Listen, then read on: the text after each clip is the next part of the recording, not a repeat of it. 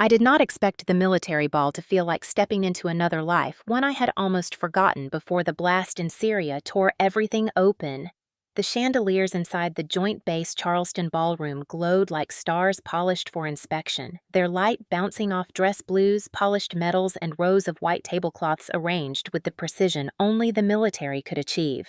December air seeped in each time the entrance doors opened, a reminder that outside this warmth and ceremony, the world could still be cold and sharp.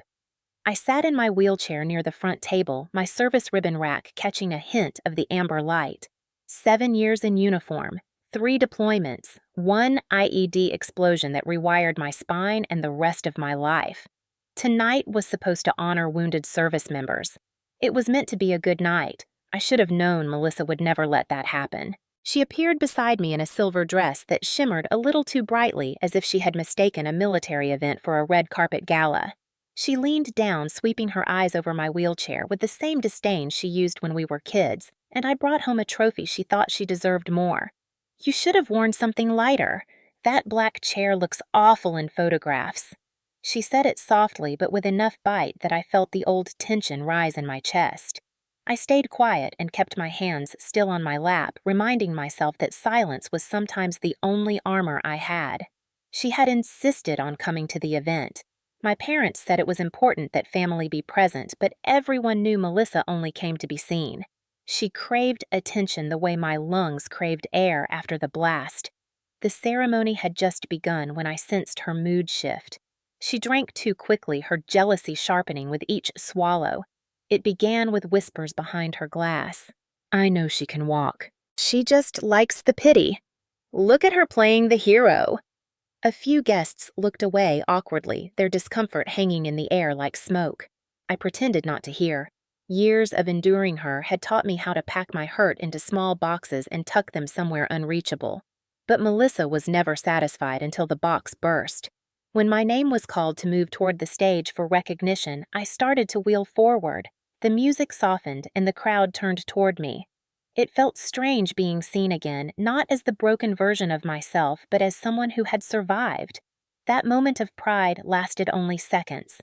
I felt Melissa step behind me, too close, too intentional. She crouched until her face hovered next to mine, smiling sweetly for anyone watching. Her voice, however, carved straight into my spine. "Stop faking paralysis. Everyone here knows you want attention." Before I could react, she pushed the handles of my wheelchair with a jerk so violent I felt my body lift forward. My hands slipped, my balance vanished. The room spun. Then the marble floor rushed up and slammed into my shoulder. A burst of pain shot through my ribs. My dress uniform twisted beneath me as I hit the ground hard enough to make the breath leave my chest. The music stopped. Conversations stopped. The entire ballroom froze. I could not catch myself. I could not shift my legs. They remained motionless, unresponsive, heavy as sandbags at the end of my body. Melissa towered above me, pointing at my still legs. "See," she screamed. "She can move if she wants. She just pretends she cannot." People gasped. Some drew back. Others stared with wide eyes as if they were watching a battlefield moment they were never trained to face. My pulse hammered in my neck. A heat rose behind my eyes, anger mixed with shame, the kind that coils deep inside and whispers that maybe you should not have come at all. Then a voice cut through the air. "Enough." It carried authority so absolute the room shifted toward it. General Marcus Holloway stepped out from the cluster of officers near the center table, his expression cold enough to silence the entire hall. He moved toward me with calm precision, the kind only decades of command could create. He had reviewed my case file earlier in the week. He knew what Syria had taken from me. He knew what I had given before the explosion. He knelt beside me, checking my position without touching me yet. His eyes flicked to Melissa, assessing her as if she were an unpredictable charge about to detonate. "Miss Lane, step away from this soldier." His voice did not rise. It did not need to. Melissa opened her mouth to defend herself, but the room had already shifted. Everyone saw her, really saw her, and for the first time in my life, I realized something. I was not the one exposed tonight. She was. I grew up in Greenville, South Carolina, in a house that looked peaceful from the outside, while the inside operated under a gravity that always pulled me downward. The Lane family had a way of turning silence into pressure, and pressure into expectation, and expectation into something that felt a lot like obligation. I learned early that the safest place in the world was a quiet corner where no one could see me breathe. I was the younger daughter, the one teachers described as gentle or observant. The one relatives forgot was in the room until Melissa made a scene. She was 4 years older and carried herself like the sun was supposed to rotate around her. Even as children, she spoke for me, pushed past me, and treated me as if my existence required her permission. When I was 14, she told me that I would never be more than the shadow she stepped over on her way to better things. Oddly enough, I believed her. Mom and Dad admired Melissa in a way that felt carved in stone. She was loud, confident, pretty, and always knew how to turn attention toward herself like it was a spotlight she had earned. I was quiet, steady, happiest when solving things or helping people. That difference became the first fracture in our family, and every year widened the crack. By the time I finished high school, I felt like a permanent guest in my own home, someone allowed to stay only if I kept my head down. I enlisted in the Army at 19 because it was the first decision I ever made that did not include Melissa or my parents' opinions.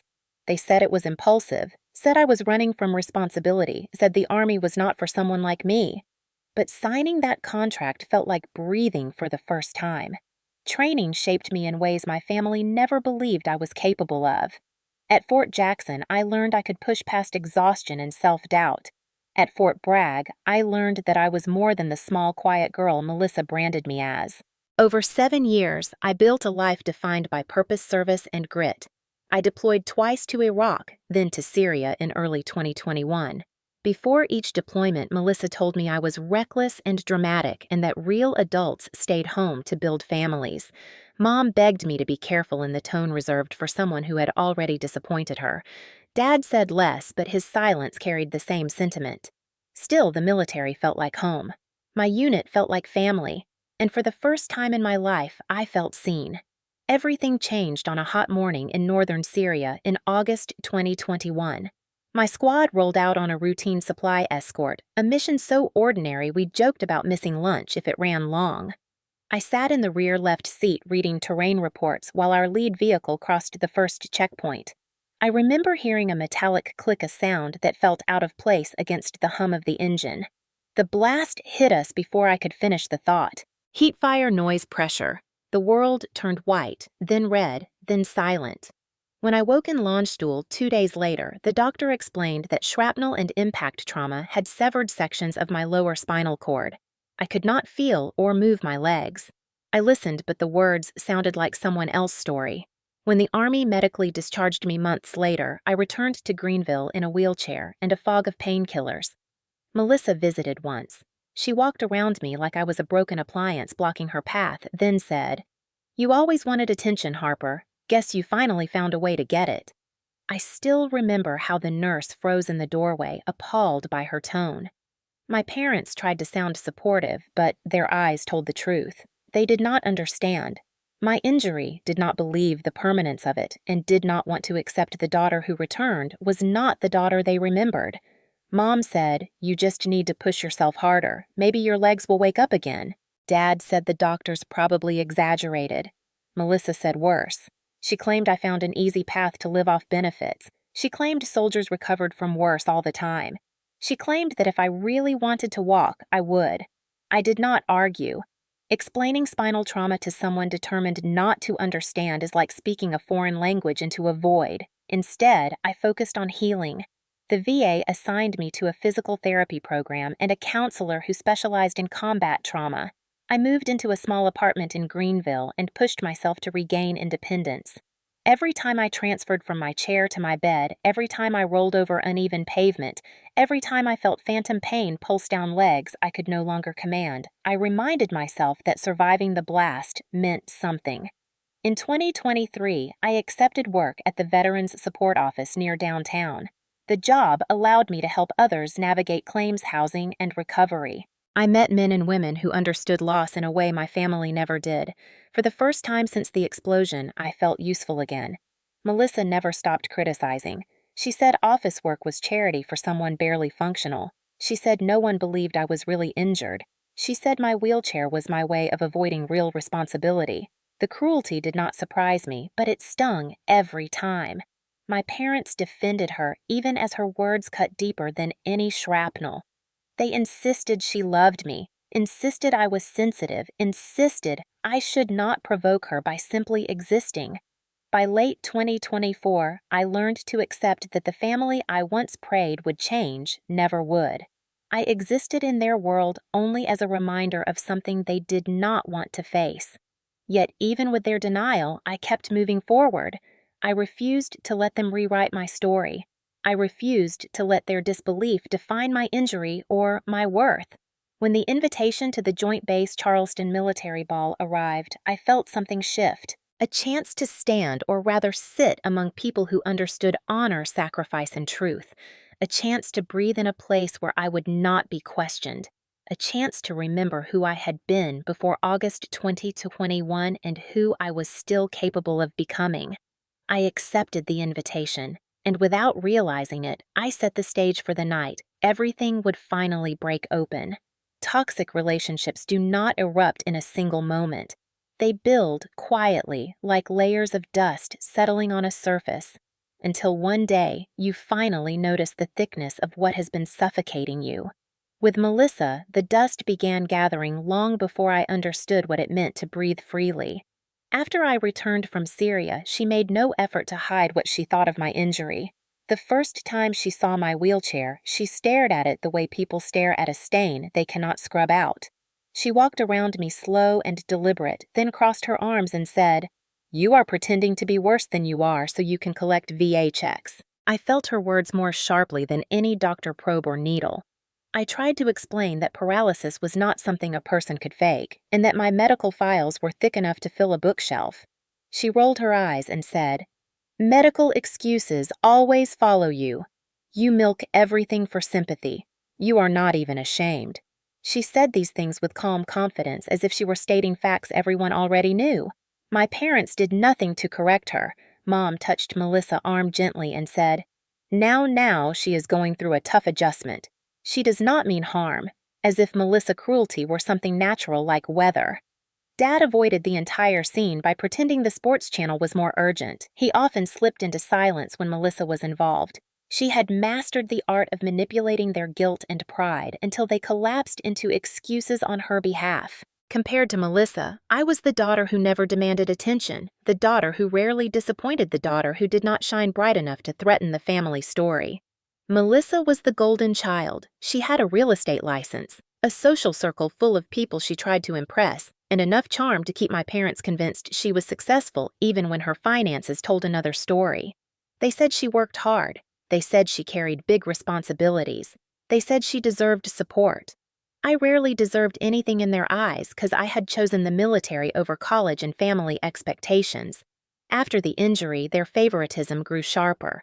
Mom often said Melissa's career was delicate and needed encouragement while my life was already settled because I had VA benefits. She said this without understanding how those benefits existed only because of the blast that took my legs from me. Melissa used that misunderstanding like a weapon. She visited less often, but every time she did, she made sure to leave a new mark. She would look at my uniform in the closet and say, "You are not worthy of wearing that anymore." Or she would glance at my medals and mutter, "Lucky break." Some of us have to earn respect. If I confronted her, she said I was imagining hostility. If I went quiet, she accused me of sulking. If I distanced myself, she called me ungrateful. I began to understand that with Melissa there was no correct response, only a rotating cycle of attacks that shifted depending on what she wanted to feel superior about that day. My parents always took her side. They said she was just stressed. They said she wanted the best for me. They said I should not take things personally. When I reminded them of the things she said, they responded with variations of, "She did not mean it," or "You know how she is," as if her cruelty were something I was supposed to shrug off like a childhood nickname. The truth was simpler. Melissa needed to be the center of everything. My injury had unbalanced the spotlight she believed belonged to her. My survival story interrupted her narrative of being the most important daughter. She could not tolerate that shift. Over time, her comments became more pointed. She accused me of exaggerating pain. She said I purposely kept the wheelchair because it made people pity me. She told relatives that I had become difficult and dramatic. She told neighbors that I used my injury to avoid getting a real job. She even called the Veterans Support Office where I worked and asked if I truly needed a wheelchair or if it was optional. My supervisor asked gently if everything at home was all right. I lied out of habit. I always lied to cover the cracks. My therapist told me that years of minimizing myself to keep peace had left me without boundaries. She said that growing up in a family that dismissed your hurt taught you to dismiss it as well. She said Melissa criticism was not about me, but about her need to dominate the emotional space. I listened. I even believed her. But believing did not remove the ache. I still felt responsible for keeping the family from falling apart. Every holiday, every birthday, every gathering became a negotiation with myself. Did I have the strength to endure Melissa's sarcasm? Did I have enough resilience left to ignore the sideways glances from my parents when I wheeled through the room? I pretended for a long time that if I remained patient, things would improve. I still hoped they would see me for who I was, rather than what Melissa said about me. That hope weakened more each year. By late 2024, I found myself shrinking whenever Melissa entered a room. She carried chaos like perfume, and I inhaled it until my lungs tightened. I stopped sharing details of my life with my parents because everything became ammunition for Melissa to mock. I stopped asking for help because any request turned into proof that I was helpless.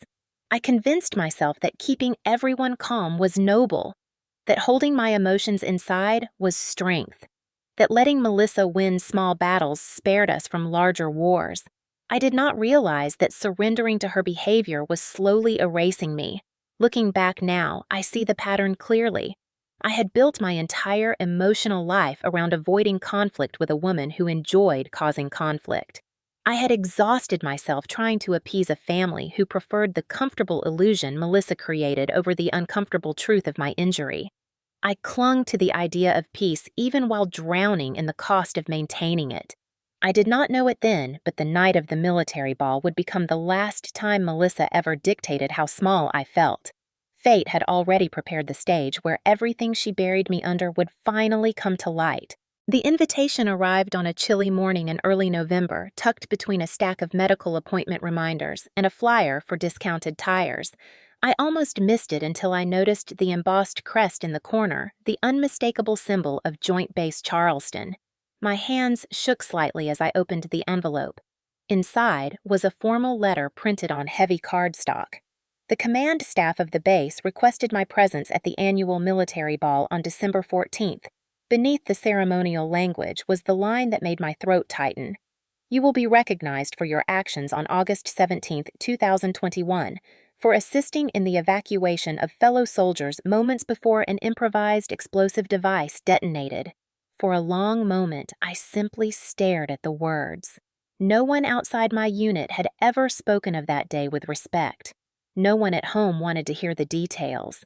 The invitation felt like a hand reaching toward me from a world I thought I had lost, a world where my service still meant something.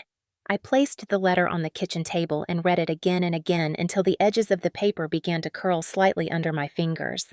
When I finally called my parents to tell them the news, Mom gasped and said, "Oh, Harper, that is wonderful!" She sounded genuinely pleased. Dad said, "That is quite an honor." I allowed myself to feel proud. I allowed myself to imagine a night where for once I was not the wounded daughter or the fragile one or the problem. I could simply be a soldier again, even if only symbolically. The moment did not last. Melissa called less than an hour later. She did not congratulate me. She did not ask how I felt. She simply said, "I will need to find a dress for the event." I held the phone away from my ear, confused. What event? The military ball. She answered plainly, as if the assumption were obvious. Someone from this family needs to represent us properly. I blinked at the blank wall ahead of me, trying to process her meaning. Represent us. Melissa sighed as though speaking to a slow child. Harper, do not make this difficult. You cannot show up alone. People will think no one supports you. I tried to speak, but she continued. Besides, a public event like that needs a polished presence, and you know I handle those things better than you. She said the last part with a kind softness that made it somehow sharper. I told her gently that the invitation was for me only. She snapped back. Of course, but obviously I am going. You need someone there to handle things. My stomach twisted. The idea of her hovering over me during a ceremony meant to honor my service filled me with dread. Melissa had a way of bending every moment back toward herself. She never let anyone else be the center of anything. I told her I would think about it, which was my polite way of saying no. She heard hesitation and seized it as approval. Great, I will tell Mom to start planning. I hung up and let the silence swallow the air around me. A few hours later, Mom called. Honey, I think it is very sweet that Melissa wants to support you. I said I preferred to go alone. She paused, then said in the tone she used whenever Melissa feelings were involved. Could you try to be more flexible? Your sister is making an effort. I almost laughed. Melissa never made an effort unless it benefited her. But arguing felt useless. Then Dad added, It will look better if family attends. People expect it. And there it was, the familiar pressure, the expectation draped in politeness, the unspoken rule that maintaining an image mattered more than my comfort. I wanted to refuse. I wanted to say that Melissa would turn the evening into another stage for her own ego. But the exhaustion of fighting the same battles over and over again settled into my bones. So I nodded into the phone even though they could not see it. I understand. Fine, Melissa can come. The relief in my parents' voices was immediate and somehow insulting. They cared deeply about peace as long as peace required my silence. That night, I placed the invitation back on the table and read it again. My name was printed neatly beside the words, Wounded Warrior Service Recognition. I tried to picture myself rolling into the ballroom with the other honorees. For a moment, I felt hopeful, but then I imagined Melissa beside me with her rehearsed smile and her habit of stepping into other people's stories. I imagined her whispering criticisms under her breath, pointing out imagined flaws in my posture, or my chair, or my dress. I imagined her telling people that I exaggerated my injury, or that she helped me more than I helped myself. That hope dimmed. Still, I refused to let her ruin it before the night even arrived. I forced myself to think of the soldiers I once served with and the possibility of reconnecting with something that felt like pride. I spent the next weeks preparing. I had my dress uniform tailored to fit comfortably when seated. I practiced transferring into and out of my chair without assistance to avoid feeling self-conscious. I researched accessibility at the venue and called the event coordinator to confirm ramp locations. Everything felt manageable until the day Melissa showed up at my apartment without warning. She strode inside like she owned the place and tossed a garment bag onto my couch. You are wearing this. It is the kind of color that will not clash with your chair. I unzipped the bag and found a dress I had no intention of wearing. I am not wearing that, I said quietly. She folded her arms and said, You cannot show up looking pitiful. This is important for all of us. For all of us. She always turned my milestones into her reflections. When I tried again to explain my discomfort, she interrupted. Do not overreact. I am trying to help you not embarrass yourself, or us. Her voice carried that familiar mix of superiority and irritation that made me question my own reality. But this time, a small part of me resisted. Maybe because the invitation reminded me of a version of myself she could not control. Maybe because deep down I knew this night should be mine. I told her calmly, Leave the dress. I will decide. She stared at me stunned that I dared set even the smallest boundary. Her eyes narrowed, and for a moment I saw the storm she hid behind her charm. But she said nothing more. She simply grabbed her purse and declared, I will pick you up on December 14th. Be ready. When she left, the apartment fell silent again. I looked at the invitation on my table. The gold crest shimmered under the lamp. This night was supposed to honor those who had served. I had survived the blast. I had carried my unit through chaos. I had earned the right to be there. I did not yet know what the night would become. I only knew one truth. Melissa walking beside me felt wrong, but refusing her felt impossible, and the pressure of choosing between what I needed and what my family demanded pressed against my chest like a weight I could not yet lift. The evening of the military ball arrived with the kind of winter air that feels sharp enough to wake every nerve.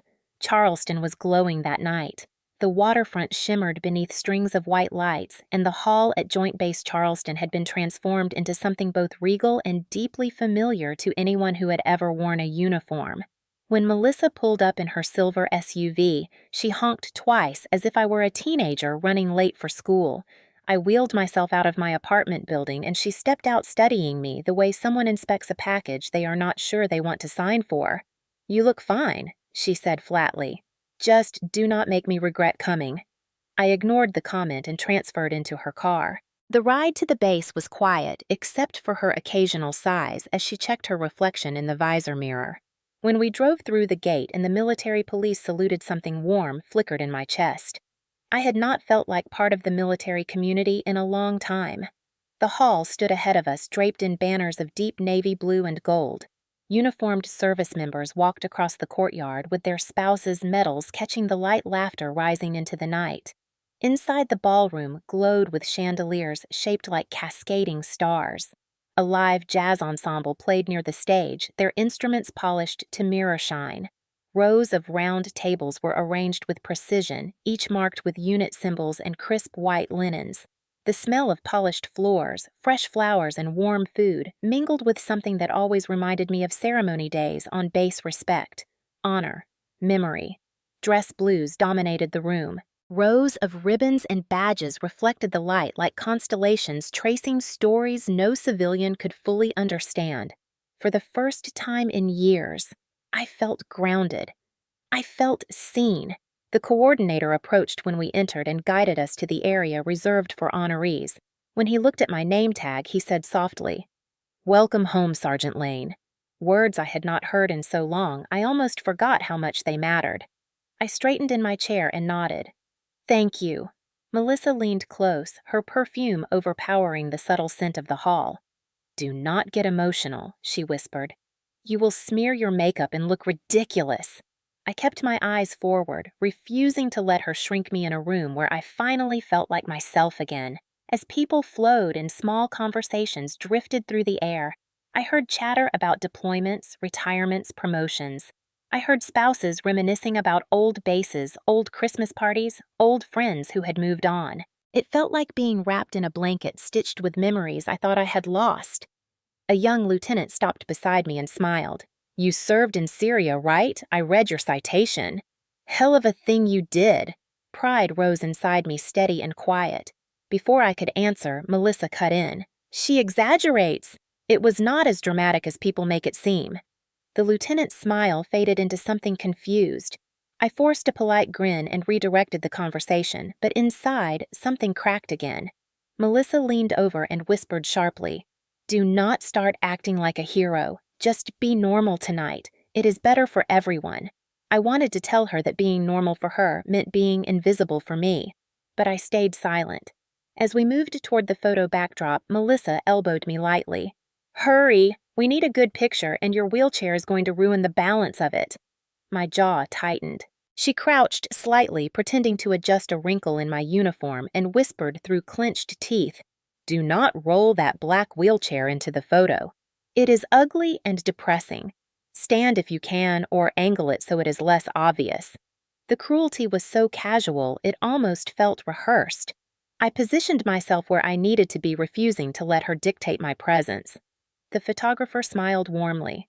"Sergeant Lane, congratulations. May I take a few solo shots as well?" Melissa exhaled loudly as if offended she had to step aside. While the photographer set the lighting, she muttered behind me, "Do not smile too big. Your face looks uneven in photos when you do." I ignored her. When the camera flashed, my eyes lifted toward the banners overhead, and for one moment, not long but real, I felt whole. We made our way into the main hall as the opening ceremony began. A color guard marched in flags, moving with perfect precision. The commanding officer welcomed everyone, his voice filling the room with a soft authority. As they recited the names of honorees, I felt anticipation build low in my stomach. Tonight was supposed to acknowledge the sacrifices made by soldiers who had given parts of themselves to protect others. Tonight was supposed to be a moment of dignity. Melissa leaned closer during the speeches and hissed, "Do not embarrass me by crying. It is not a good look." She tucked a strand of hair behind her ear and added quietly, "And please do not talk too much to people. You tend to ramble." My pulse hammered in my ears. Weeks of therapy had taught me to recognize emotional manipulation. Years of living with Melissa had taught me to normalize it. Tonight, those two truths collided like opposing tides. But even through her whispers, I refused to shrink. This night was not for her. When the first dance began, couples moved gracefully around the floor shoes gliding against polished marble. I watched them from my chair and felt oddly at peace. I had been through too much to envy people who could stand. I admired them, respected them, but did not resent them. Melissa leaned over again. "At least try to look engaged," she said, waving her hand toward the dance floor. "Do not sit there looking lifeless. Someone might think you are bored." I turned toward her slowly, and for the first time all night, she faltered. Because in my eyes, she could see it. I was done, bending myself small for her comfort. She looked away quickly as if the realization unsettled her. The master of ceremonies tapped the microphone, preparing to transition into the award portion of the night. My name would be called soon. My service would be acknowledged. My story would be spoken aloud in a way my family never allowed.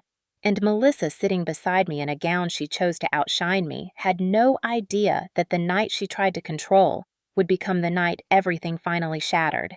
The longer we stayed in the ballroom, the more the night seemed to stretch in two different directions. In one direction was the pride swelling quietly in my chest, the music, the uniforms, the respectful nods from soldiers who understood what the blast had taken from me and what it had not. In the other direction was Melissa, whose presence felt like a slow leak of poison in an otherwise beautiful room. It began subtly. She ordered her first drink before the ceremony even finished swirling the champagne in her glass like she was testing its temperature. By the time the main course was served, she was on her second. I recognized the signs. Her shoulders loosened, her voice sharpened, and her smile stretched into something brittle. Alcohol didn't create the worst parts of her. It simply gave them permission to surface. When a woman in a navy dress complimented my uniform and thanked me for my service, Melissa leaned in with a sudden laugh too loud for the table. "Service is a generous word for what she does now." The woman blinked, uncertain. I kept my gaze down and busied myself with adjusting my napkin. Melissa continued, dropping her voice only slightly.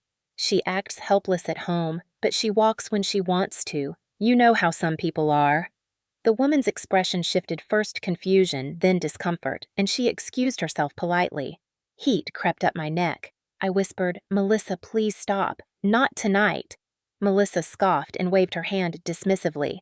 "I am just giving people context. You do not want them thinking you are more injured than you are." My fingers curled against the armrest of my wheelchair. I knew arguing would only embolden her. Still, the humiliation stung like an old wound reopening. When another guest approached, an older gentleman wearing the ribbons of a Vietnam veteran, he reached down, shook my hand firmly, and said, "Thank you for your sacrifice." I tried to respond, but Melissa spoke over me again, louder now, her words slurring just slightly. "Oh, trust me, she is not as injured as she makes it seem. She can stand when she wants to. She just likes the attention." The veteran pulled his hand back slowly, his eyes narrowing in confusion. Before he could say anything, a young officer stepped beside us. He had been lingering near the table earlier, glancing in my direction with quiet concern whenever Melissa opened her mouth. He was likely no older than 27, maybe a lieutenant judging by the single silver bar on his shoulder. "Ma'am," he said calmly, "I was in Syria too. Injuries like hers are real. And serious." Melissa turned toward him sharply, the false sweetness in her expression evaporating. "Well, I think I would know my own sister better than some stranger." The lieutenant didn't flinch. "Respectfully, ma'am," he said, raising his chin, "I think you misunderstand the nature of spinal trauma." She pushed her chair back slightly, eyes narrowing. "So you are calling me a liar?" I could see where this was going. The room was too public. Her ego was too fragile. I interjected quietly. "It's okay. Really." The young officer hesitated, then nodded respectfully toward me. "If you need anything. Sergeant Lane, I am nearby." He turned and walked away, blending into a group of officers near the drink station. Melissa watched him go, her lips twisting with an irritation that bordered on fury. The moment he was out of earshot, she hissed under her breath, "You love this, do you not? Men rushing to defend you, people treating you like some tragic hero." I felt the air drain from my lungs. "Melissa," she leaned closer, her voice rising again. "Admit it. You like playing fragile. It gets you sympathy, attention, benefits." Her words burned through me. Not because they were new, but because she had chosen this night, this room, these people who understood what service meant to humiliate me publicly. A woman at the table beside us looked over with concern. Another quietly motioned toward a coordinator as if unsure whether to intervene. The ballroom was a place of dignity, a place of ceremony, a place meant to honor sacrifice. Yet Melissa had turned our table into a spotlight of shame. I felt the pressure building inside me, the need to defend myself, the urge to disappear, the instinct to endure. Years of minimizing myself to keep peace made me swallow the first response that rose in my throat. But then, something shifted. Maybe it was the way the lieutenant had looked at me with quiet respect. Maybe it was the veteran's gratitude. Maybe I was simply tired of letting Melissa rewrite my story. I straightened slightly in my chair. Melissa suddenly leaned back with a dramatic sigh and addressed the couple beside us. "You all should know she is not actually paralyzed. She does physical therapy and stands perfectly fine. She just knows her limits when it is convenient." The couple looked horrified, not at me, but at her. The husband cleared his throat and said gently, "Ma'am, I do not think this is the place." She cut him off. "Oh, please, someone needs to say it. She is playing everyone here." My breath caught. The words echoed inside me, scraping against the place where guilt and shame had lived for years. I felt my pulse pounding at the base of my spine. A lifetime of being small rose up against me. "Harper, do not make a scene." That had been the unspoken rule of my childhood, but here, under chandeliers shaped like stars and banners honoring service members who had given everything, they were not the rules anymore. Before I could respond, the young lieutenant reappeared. His voice was calm but firm as steel. "Ma'am, you need to lower your voice." Melissa whirled toward him. "And who are you to tell me anything?" "A soldier who respects his comrades," he replied. His words struck Melissa with visible force. She opened her mouth, but no sound came out. The tension in the room thickened. Conversations quieted. Eyes drifted toward our table. The pressure inside me tightened like a knot pulled to its breaking point. I could feel it, the moment where restraint collapses, the moment where truth fights for air. And all I knew was this Melissa was not finished, and whatever she was building toward, the worst of it had not happened yet. When the master of ceremonies finally called my name, a quiet wave of applause moved through the ballroom. It wasn't loud or showy. It was the kind of genuine appreciation soldiers gave one another, a recognition rooted in shared sacrifice. My chest tightened with emotion as I positioned my hands on the wheels of my chair and began making my way toward the ramp leading to the stage. The lights overhead warmed the polished floor, casting long reflections of dress blues medals and evening gowns. I could feel eyes on me, but for the first time that night, the attention didn't frighten me. It felt honorable. It felt earned. The announcer continued reading my citation, describing how I pulled 2 soldiers from a burning vehicle and directed the third to cover before the IED detonated behind us. His voice steadied me. I reminded myself, this moment belongs to me. No one can take it. But someone was already moving. Melissa. I saw her in my peripheral vision, her gown sweeping dangerously close to decorated officers, her heels clicking with the determination of someone who believed they deserved the spotlight more than the person it was meant for. Before I could react, she slipped around a colonel and stepped directly into my path. The audience murmured, thrown off by her intrusion. I whispered sharply, "Melissa, sit down." She ignored me, plastering on a trembling smile as if she were part of the ceremony. The event coordinator tried to gesture her back, but she lifted her hand dismissively. I attempted to maneuver my chair around her, keeping my expression composed, but she suddenly crouched her face inches from mine, her breath sharp with wine. Her hand clamped down hard on my shoulder. Her fingers dug into the muscle like she was trying to grip the truth out of me. "Stand up," she hissed. "Stop faking paralysis." My heart punched against my ribs. She said it quietly at first, then louder. Loud enough for the nearest tables to hear. A ripple of silence spread outward like a shockwave. She straightened and said even louder for all to hear, "Stand up, Harper. Everyone here knows you can." My throat dried. I shook my head slightly. "Not now, please." Her eyes hardened into something vicious. Then she placed both hands on my shoulder and shoved, hard. My wheels jerked sideways, my balance snapped, and the world tilted. I crashed against the marble floor, the impact reverberating up my spine, forcing air from my lungs. Gasps erupted around the ballroom. Silverware clattered. A woman screamed. The band stopped playing mid-note. My cheek pressed against the cold floor, and for a moment I couldn't breathe, not from pain, but from the horror of being exposed like this, stripped of dignity in front of hundreds of service members. I tried to push myself upright, but my body didn't respond with the strength I wanted. The room had gone deathly still. Then Melissa's voice sliced through the silence. "See, she can move her legs. She is not paralyzed. She has been lying." Her voice cracked with the triumphant hysteria of someone who believed she had finally proven herself right. She pointed at me as if presenting evidence to a jury. "Look at her! She is doing this for attention. You people are being fooled." A wave of shock rippled across the crowd. People glanced at each other in disbelief. Officers, enlisted soldiers, spouses, everyone frozen. And then a new sound entered the room, the firm, measured footsteps of someone with true authority. A tall figure broke through the ring of stunned onlookers. General Marcus Holloway. 4 stars glinted on his shoulder like cold fire. His expression was not anger. It was something heavier, a restrained, righteous fury anchored in discipline. He approached Melissa first. "Miss Lane," he said, voice calm but cutting. "Step away from that soldier." Melissa blinked, confused. "Soldier," she scoffed, attempting to laugh. "She is exaggera." General Holloway didn't let her finish. "That soldier is Staff Sergeant Harper Lane. Her record is impeccable. Her injury is documented in detail.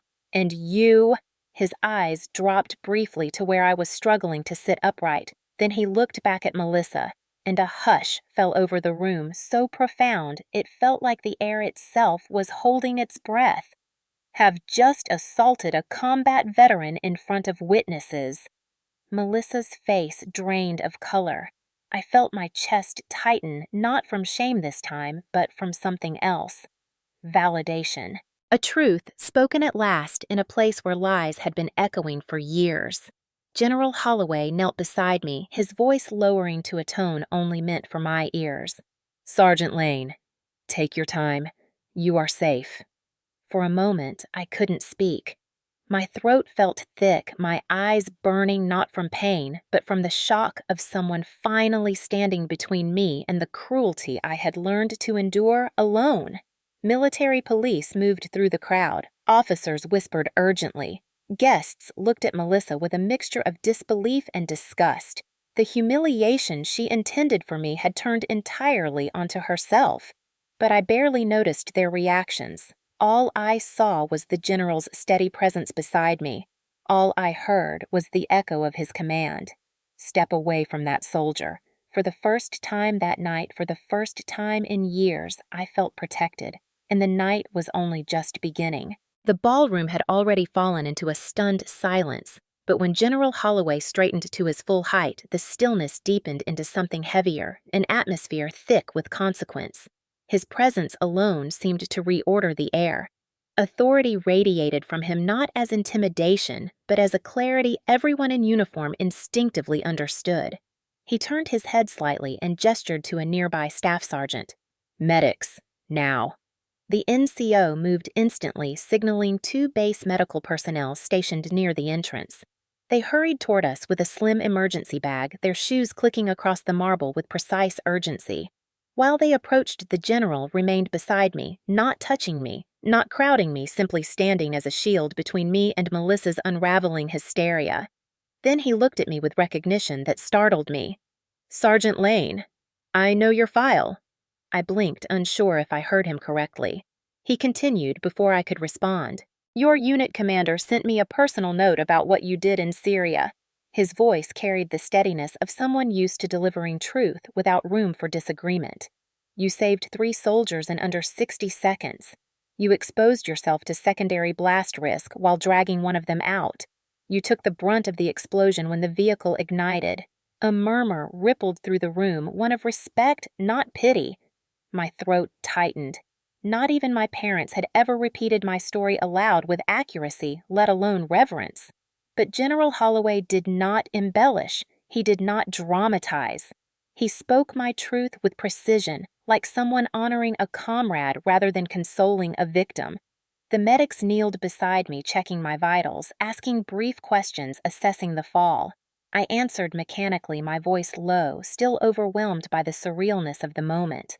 General Holloway shifted slightly, angling himself to block Melissa from stepping closer. She hovered several feet away, frozen between indignation and dawning panic. The room watched her now, not with curiosity, but with judgment. The general turned his head toward the audience, his tone still measured, yet unmistakably firm. "Staff Sergeant Lane has undergone 7 spinal surgeries in the past 3 years. 7. The number echoed through the ballroom like a dropped weight. Several people gasped. Someone whispered, "Oh my God." He continued, "Her paralysis is not partial. It is not inconsistent.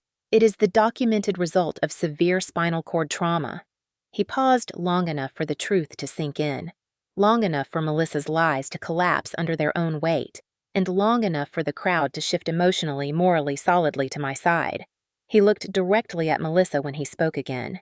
"So whatever you believe you have witnessed is false." Melissa's mouth opened, but nothing came out. She looked around the room as if waiting for anyone to defend her. But she found no allies. Even my parents, seated toward the back, stared at her in disbelief. Several officers exchanged uneasy looks. A few spouses covered their mouths. Words once dripping from Melissa with confidence now stuck in her throat like stones. General Holloway addressed the medics briefly, confirming that I had no immediate critical injuries.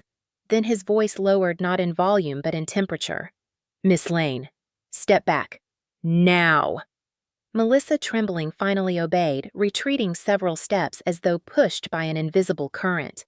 The whispers began, not loud, not chaotic, but enough to create a wave of reaction passing from table to table. She said, "Harper faked it. Did she really shove her 7 surgeries? And she accused her of lying. Unbelievable. Is she drunk?"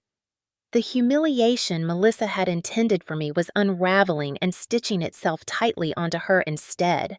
The general addressed the room once more, not to shame her, but to clarify the truth with dignity. "This soldier is here tonight because her bravery and sacrifice saved lives. Her injury is permanent. Her service is honorable, and she deserves respect."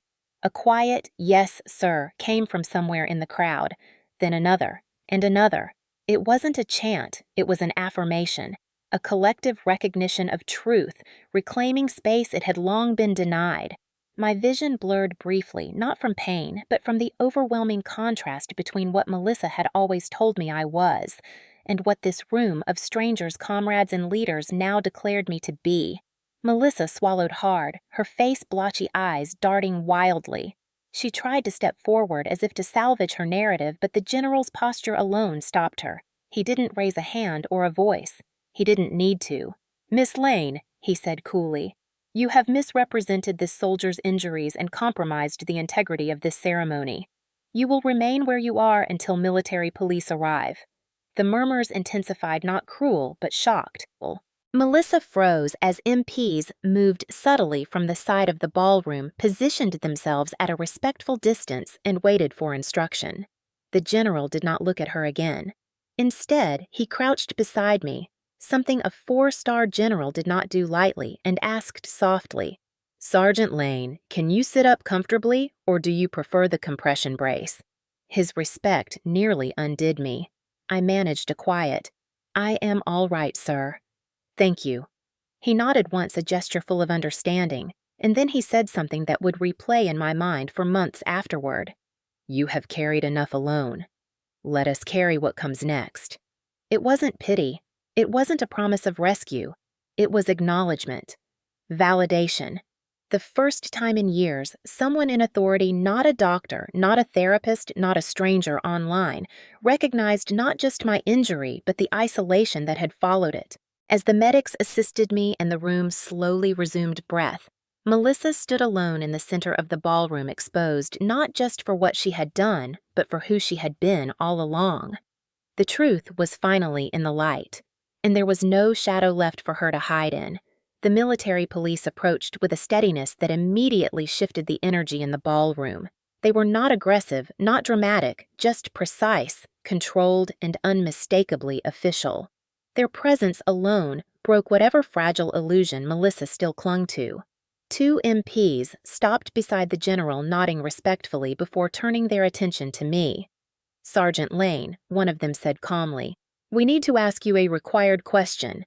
Do you wish to file an official report for assault and verbal harassment?" The words hit me harder than the marble floor had.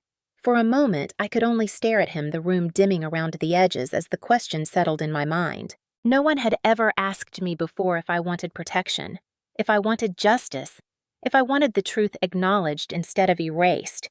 Before I could speak, Melissa erupted. "Are you kidding me?" She lunged forward, hands flailing as her voice cracked into hysteria. "She is manipulating all of you. She is lying. She always lies." The MPs did not touch her. They only stepped subtly into her path, forming a quiet barrier she could not cross. "Ma'am, you need to stay where you are," one warned evenly. Melissa ignored him.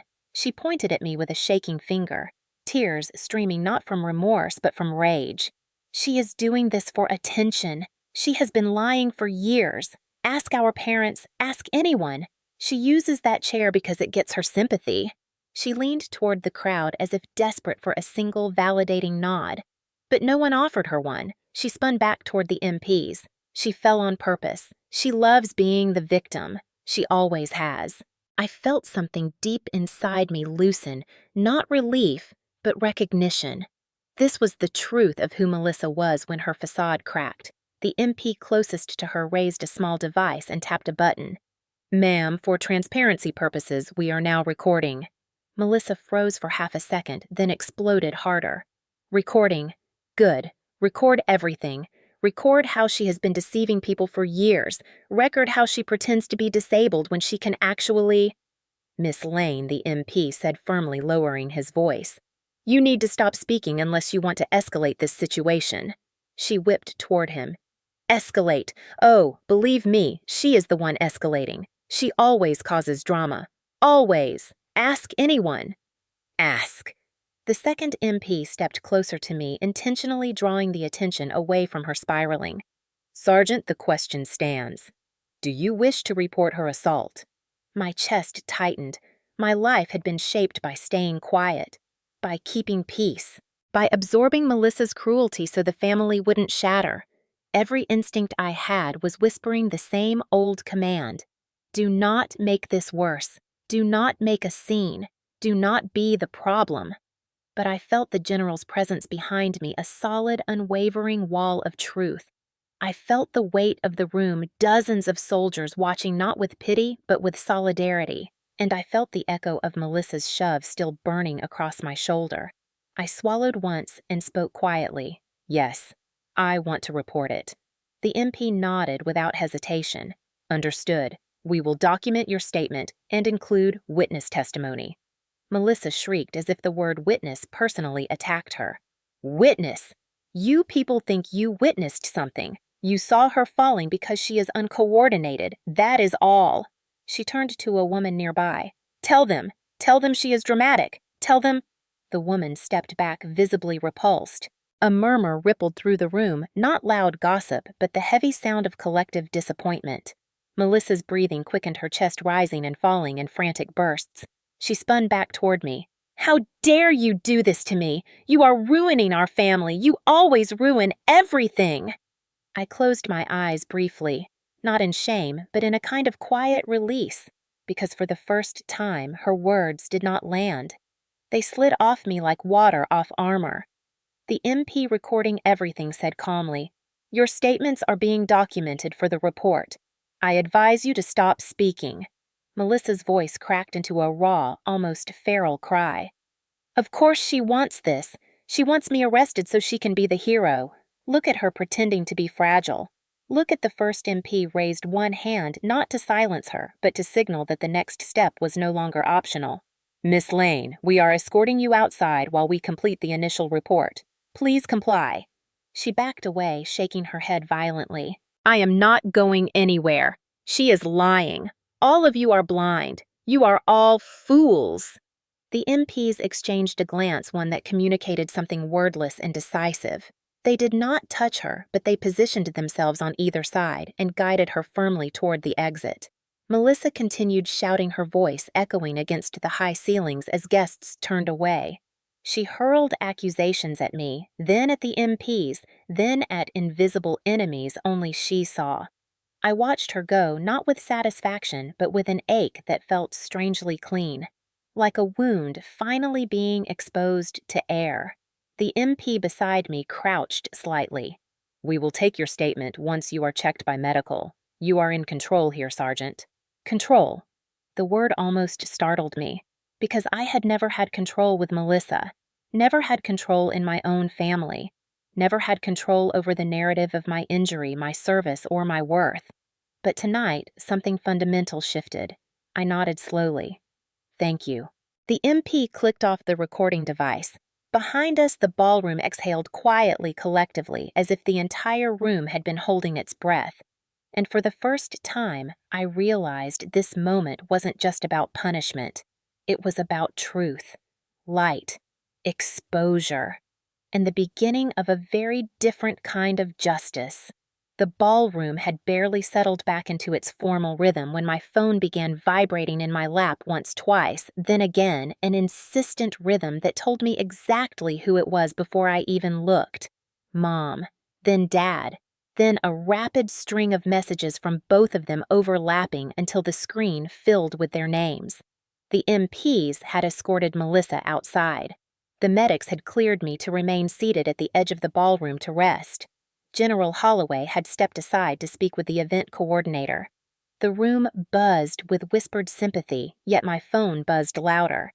I finally answered because I knew they wouldn't stop. Harper Mom said before I could speak. Her voice was trembling, not from concern for me, but from fear of what this meant for Melissa. "Honey, please, do not take this further." I stared ahead at the soft glow of the chandeliers. Mom continued her words, tumbling out. "Your sister had too much to drink. She didn't mean to push you like that. She is embarrassed. She is upset. Let us handle this as a family." My mouth felt dry. I said evenly, "Mom, she shoved me in front of hundreds of people. She humiliated me. Mom cut in sharply. "She's your sister. Families forgive. Families protect one another." I closed my eyes. If families protect one another, why had I been the one unprotected for so many years? Dad's voice joined the line, low and uneasy. "Harper, sweetheart, think about what happens if you press charges. You could put your sister in jail." Jail! The word landed with the weight of accusation, as if I were the one choosing cruelty. I replied quietly, "She assaulted me." Dad exhaled loudly, frustration bleeding through the phone. "She made a mistake." People make mistakes. You cannot let one moment destroy the entire family. One moment. The room swayed slightly, not physically, but emotionally. All my life, every injury Melissa caused had been minimized to just one moment. Every insult, every manipulation, every humiliation. One moment, one comment, one mistake. Always isolated, never part of a pattern. Never part of a truth they didn't want to confront. Dad continued, "Harper, if you file a report, if the MPs pursue this, your sister could be charged, Do you understand that? She could lose her job. She could have a record. She could go to court. The subtext was thick, and it will be your fault. My grip tightened on my phone. In the background of the call, I heard Melissa sobbing dramatically. Not soft, remorseful crying, but the kind that demanded an audience. Mom must have lowered the phone because Melissa's voice suddenly cut through. Harper, please, you cannot do this to me. I swear I didn't push you that hard. I didn't mean it. Her tone shifted high-pitched, theatrical. You know I've been stressed. You know I've had a hard year. Please don't ruin my life over this. The acid taste of disbelief rose in my throat. She had shoved me. She had humiliated me. She had lied about my injury for years. But somehow the conversation had turned into how I might ruin her life. Melissa choked out, I will lose everything if you say I assaulted you. Please don't make me the villain. My heart squeezed painfully. It was the same plea she had used when we were children, when she'd break something and blame me when she'd hurt me and cry louder so adults comforted her instead. My parents reinforced it by rushing in. Harper, Mom said softly, coaxingly, be reasonable. You know Melissa can go too far sometimes, but she loves you. She's just impulsive, overwhelmed. Dad added, just let this go. For the family. For peace. Peace. That familiar word. That weapon disguised as virtue. I stared at the decorated walls of the ballroom, the flags, the soldiers walking in quiet lines. My entire military career had been built on truth, accountability, and sacrifice. But my family had always asked me to do the opposite lie, endure, disappear.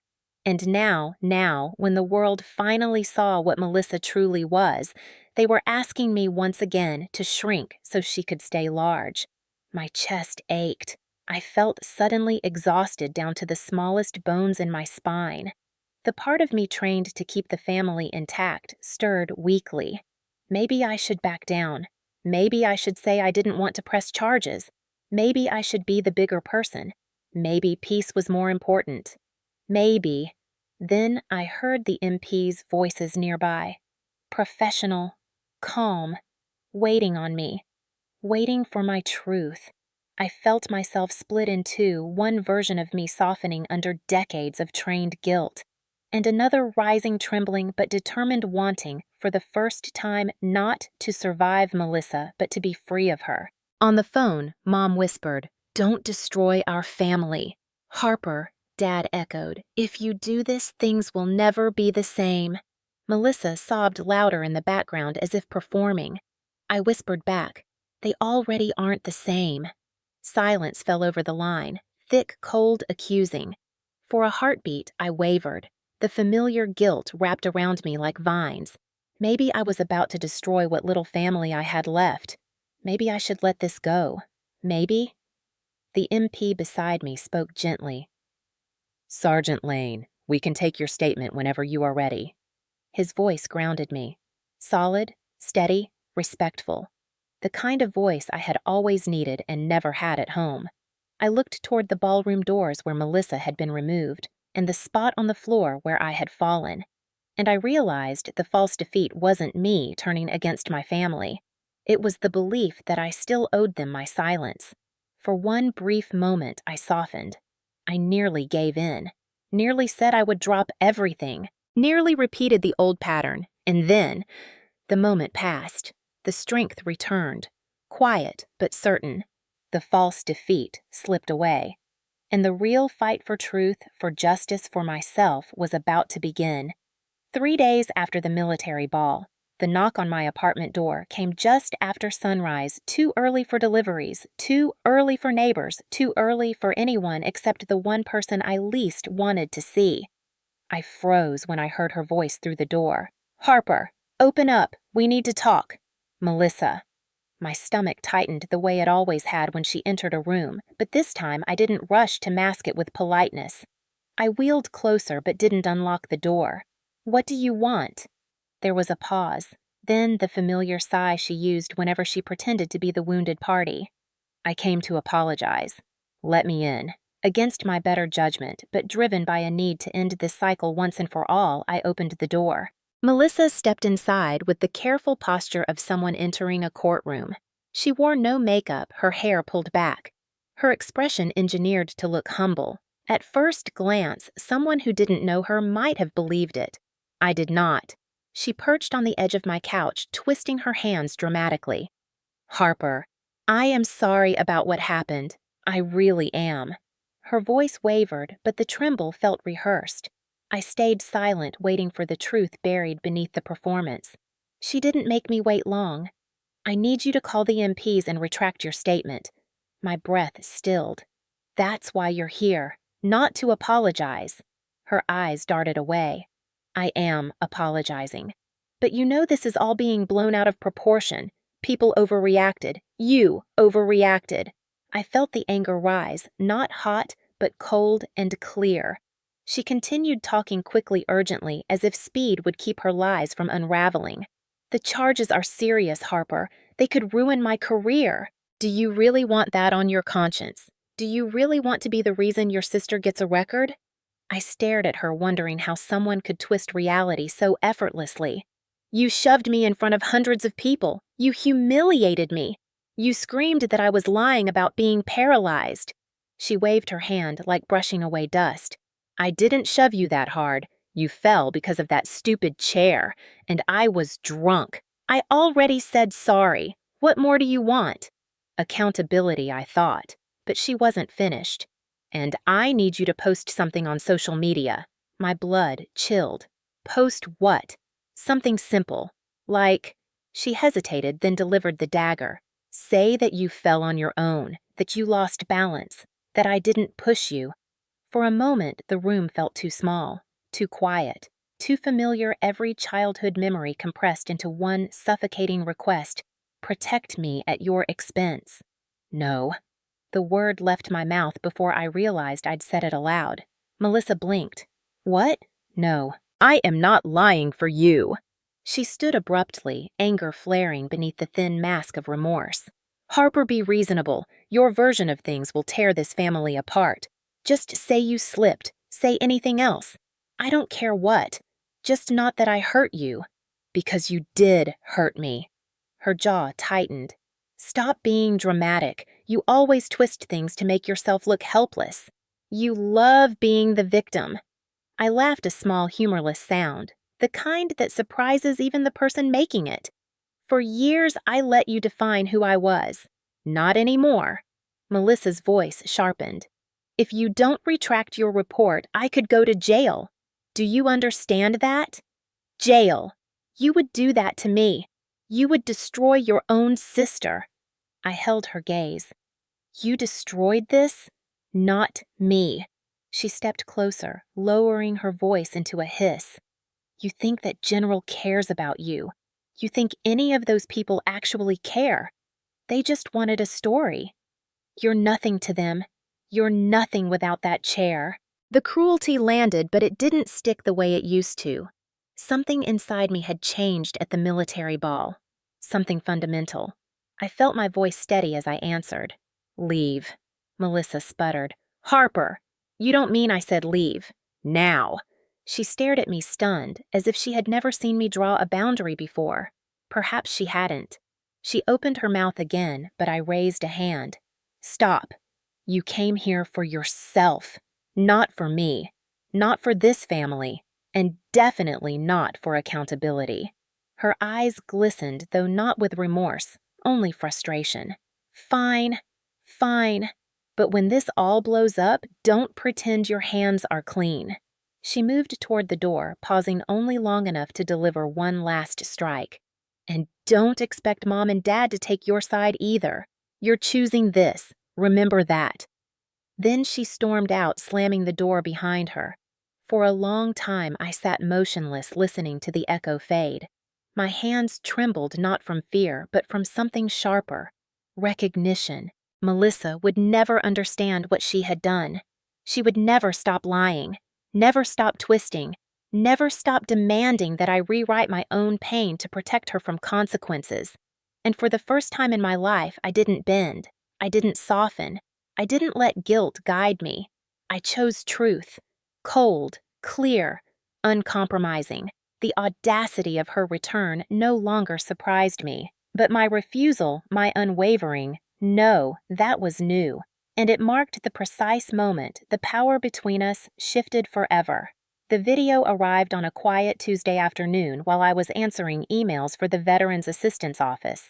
I almost ignored the notification because I assumed it was another automated survey or a reminder about my upcoming physical therapy appointment.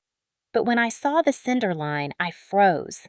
It was from Lieutenant Ryan Caldwell, the young officer who had stepped between Melissa and me at the ball. His message was short. "Thought you might need this." What played on my screen made my heartbeat slow, then spike so hard I could hear it in my ears. There was no shaking camera, no bad angle, no missing context. It was all there. Melissa leaning over me on the ballroom floor, her fingers digging into my shoulder, her voice captured clearly over the background noise. "Stand up. Stop faking paralysis." Then the shove. My body tilting my hands, grabbing instinctively at air, the chair jerking backward, the lights above spinning. The fall was sickening to watch, even knowing I had survived it. The crack of my shoulder hitting marble echoed through the recording. Then Melissa's triumphant voice. "See? She can move her legs." The video ended with the gasps of the crowd and the moment General Holloway stepped forward, his silhouette unmistakable. I watched it 3 times, my breath shallow, my chest tight. Not because I doubted what I remembered, but because seeing it through someone else's eyes made the truth undeniable. It was no longer my account versus hers. It was evidence.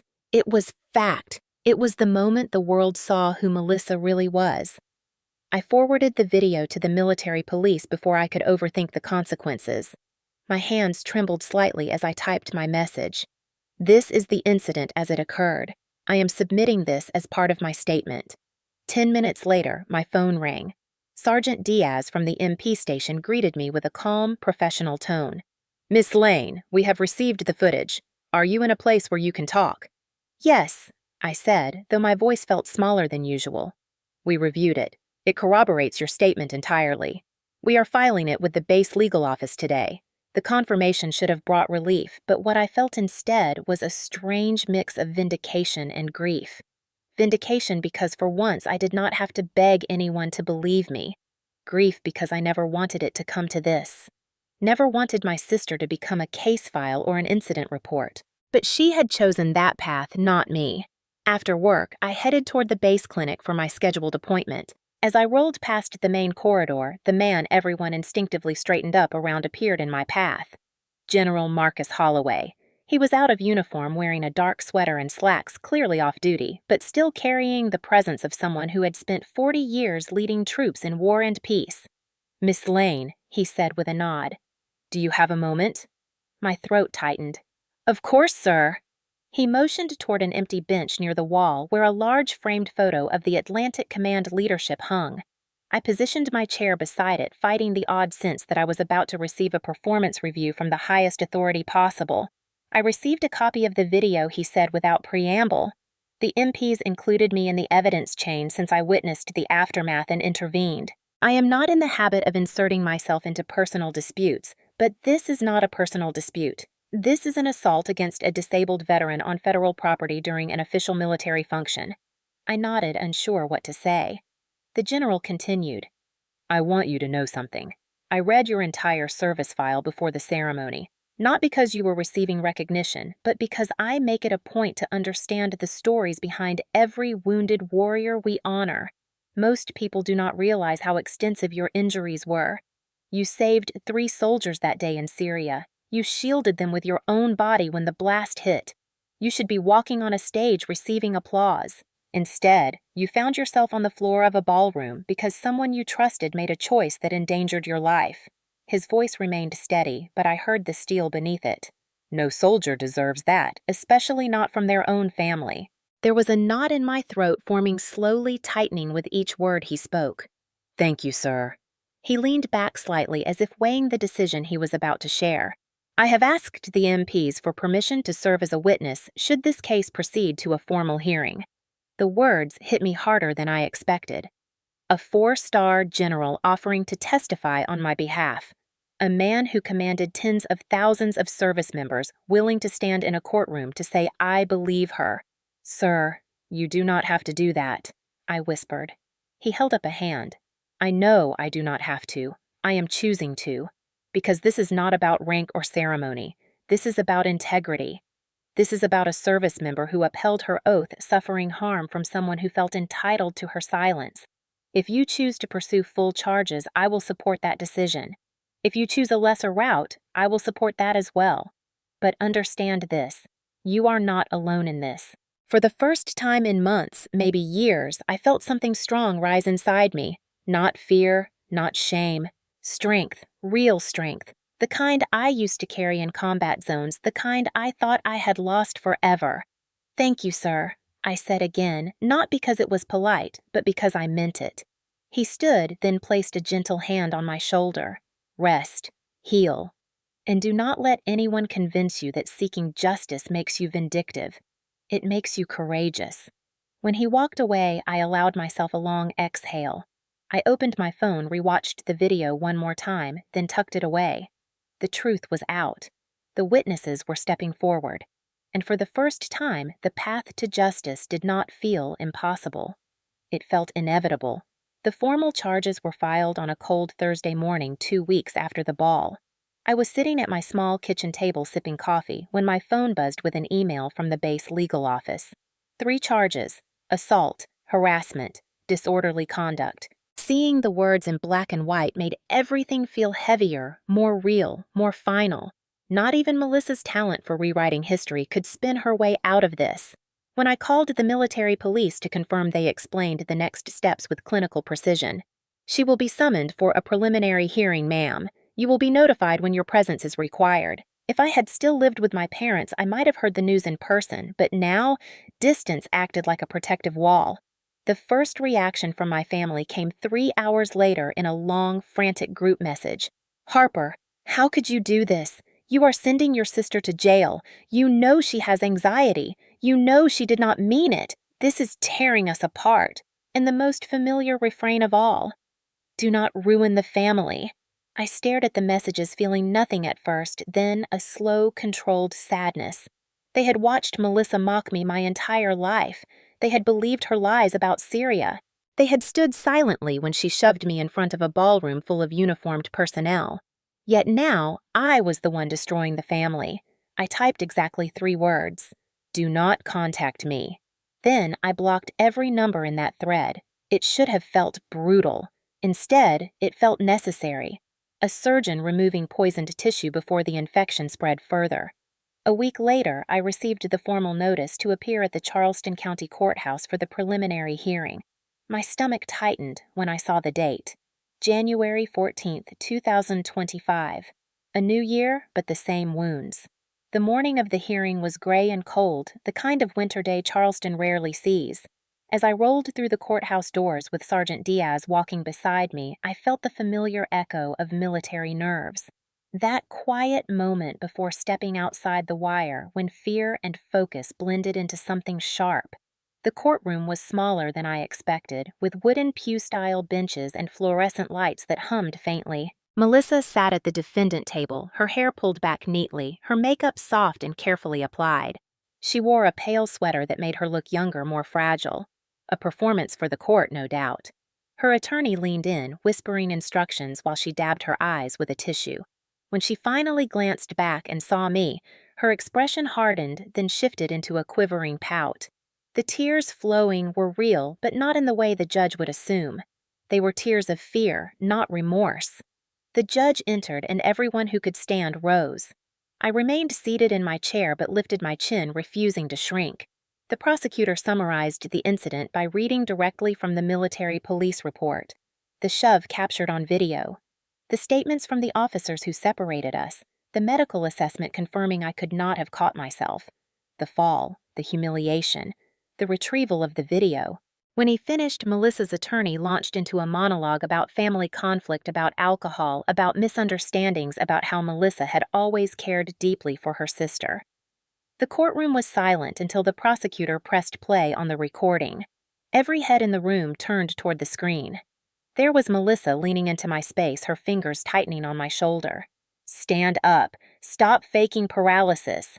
Then the sharp jolt of the shove.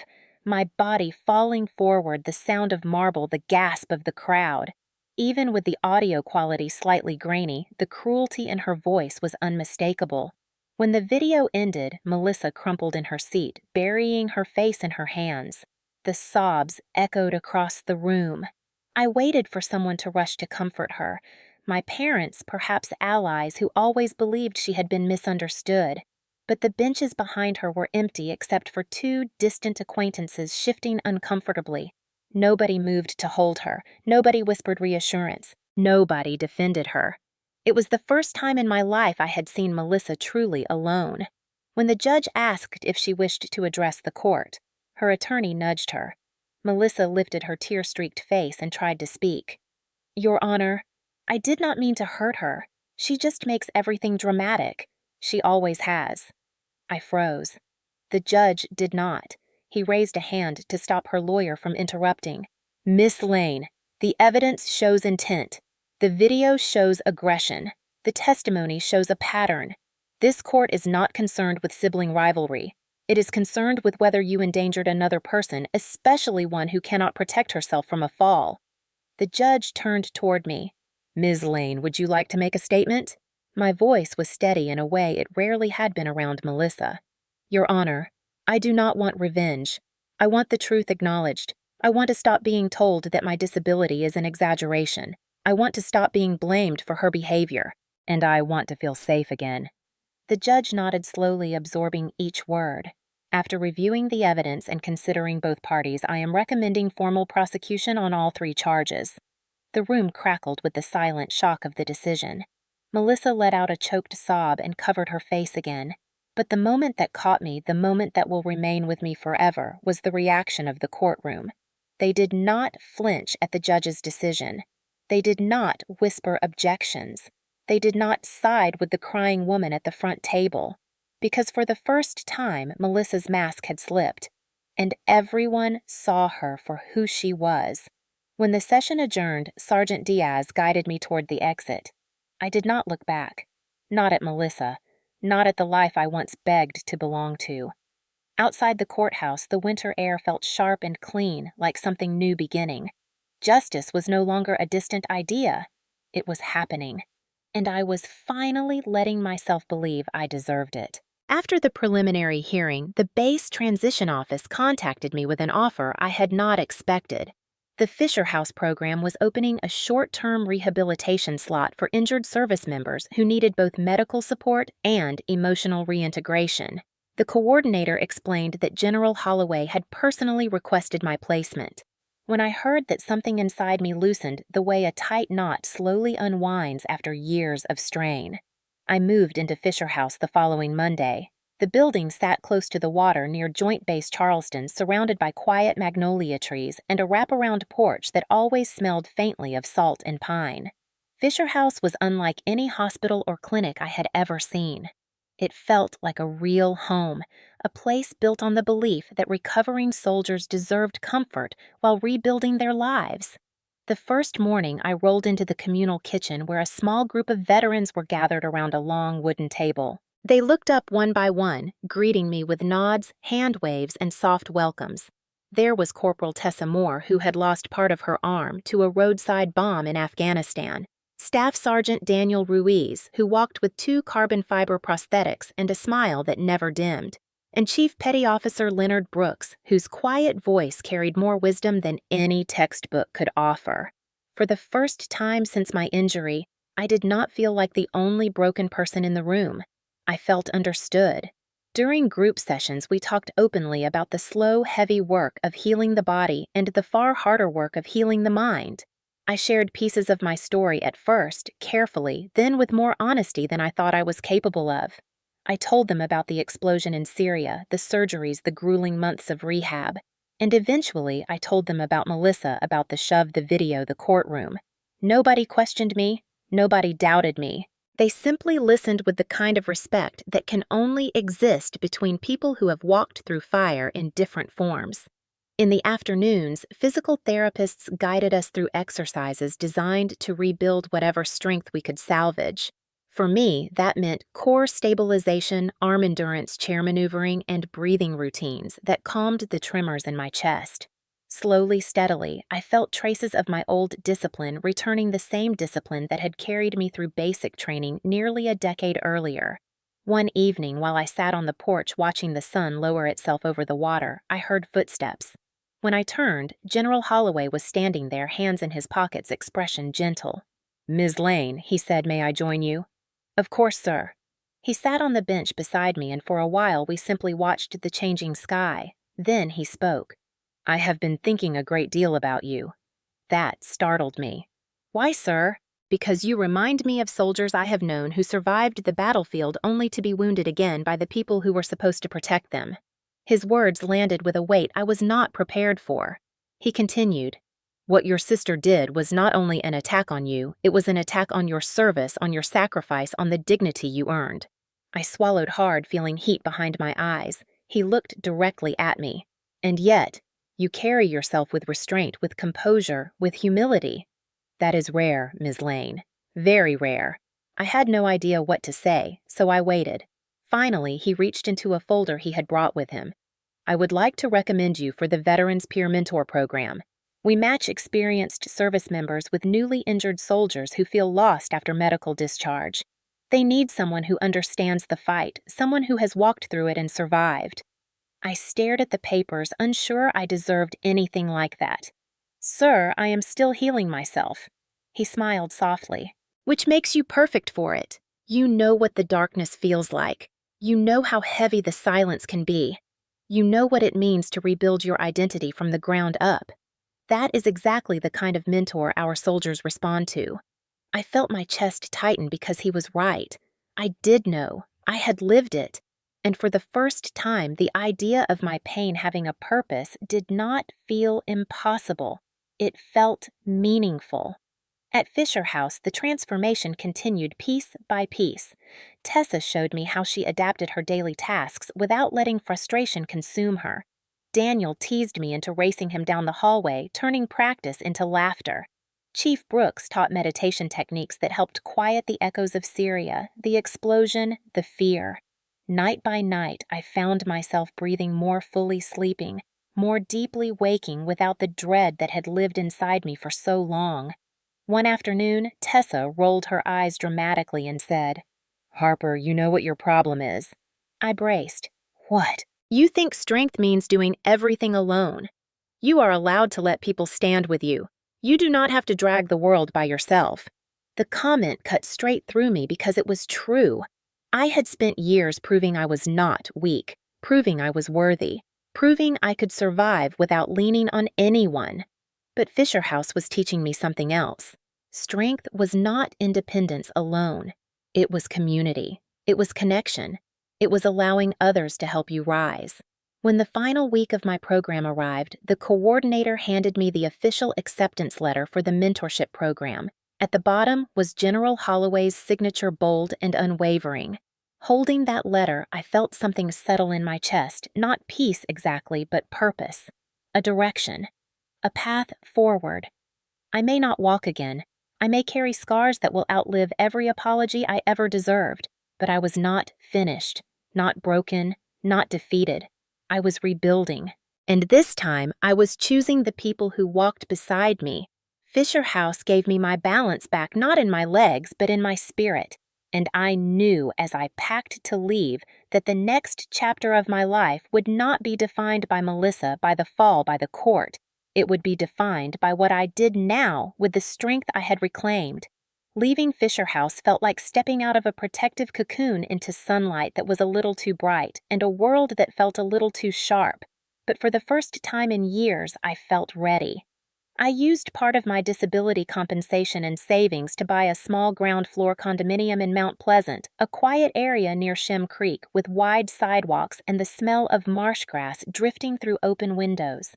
The condo was modest, 2 bedrooms, warm wood floors, low counters that fit my chair, lightweight doors that opened smoothly. When I first rolled inside, I felt something shift inside me, a sense of permanence, a sense of mine. No more staying with my parents. No more living in transition. No more waiting for someone else to decide where I belonged. Here, I belonged to myself. I decorated slowly, choosing pieces that reflected the person I was becoming. Soft blue curtains, a bookshelf full of military memoirs and fiction, a framed photograph of my unit in Syria taken the week before the explosion, a ceramic bowl filled with shells from Sullivan's Island that a friend from Fisher House gifted me. The space was small, clean, and quiet. It felt like breathing room, and I had not realized until then how starved I had been for that feeling. After settling in, I reached out to an organization in Charleston I had heard about from Tessa at Fisher House. Low Country Sisters in Service, a nonprofit dedicated to supporting female veterans who had experienced domestic conflict abuse or family displacement during or after service. I emailed offering to volunteer. They responded within an hour, inviting me to join their next meeting.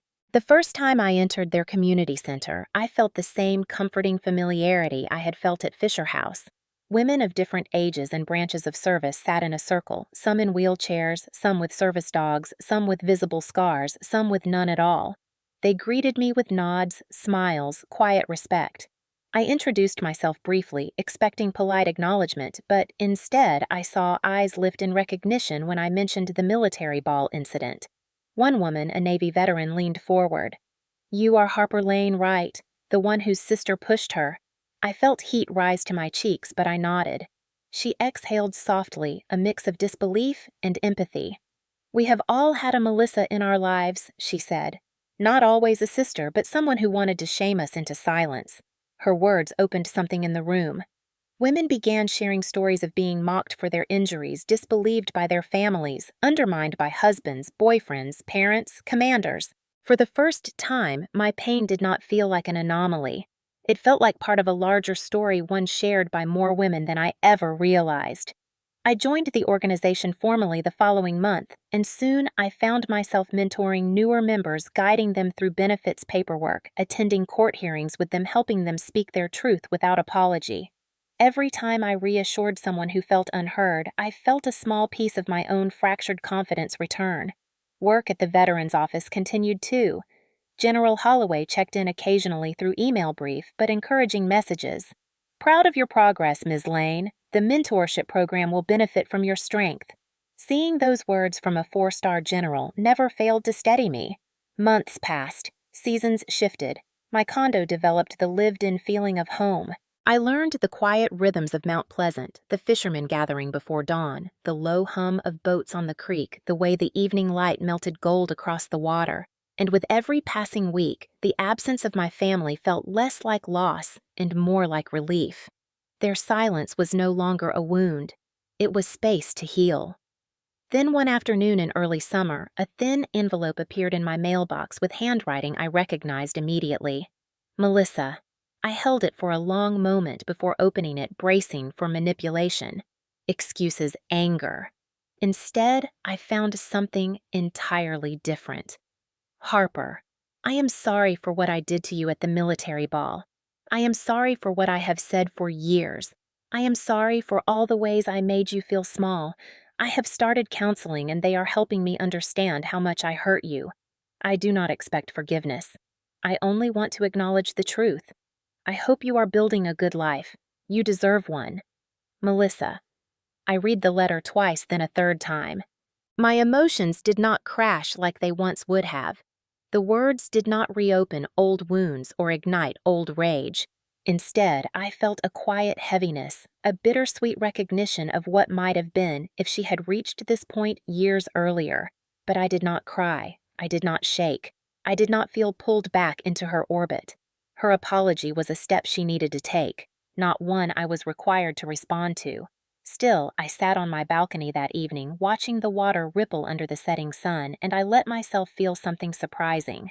Not forgiveness exactly, not reconciliation, but release. I no longer carried her anger, her insecurity, her cruelty in my chest. It was hers to unpack, hers to heal, hers to face, not mine. Later that night, I wrote a short reply. "Melissa, thank you for your letter. I hope you continue the work you have started. I wish you well, but I need distance for my own health and peace. Take care." It was the most honest boundary I had ever set. When I pressed send, I felt a calmness that was almost physical, as if my shoulders had lowered for the first time in years. Life settled into a gentle rhythm after that. Some days were hard. Recovery was never a straight line.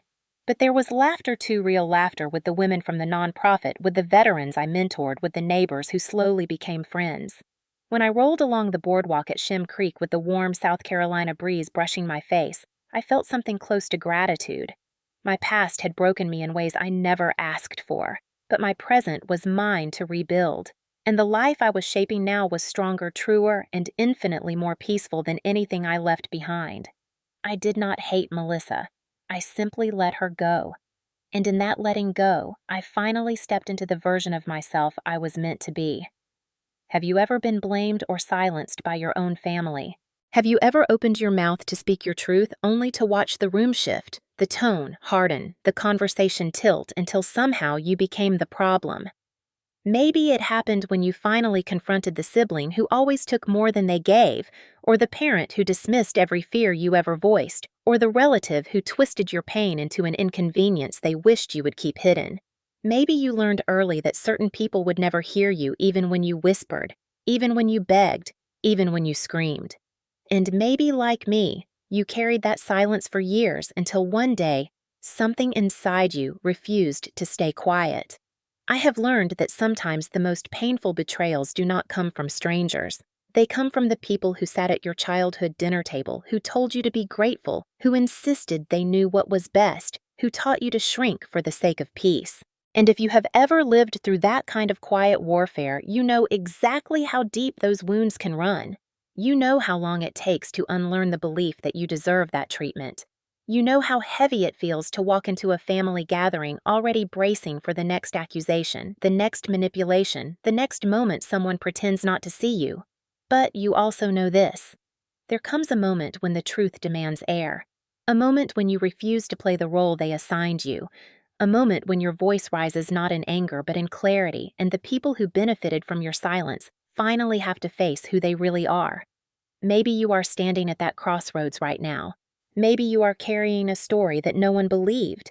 Maybe you were told you exaggerated your pain, your memory, your trauma. Maybe someone insisted you were dramatic, overly sensitive, unreasonable, when deep down you knew you were simply surviving.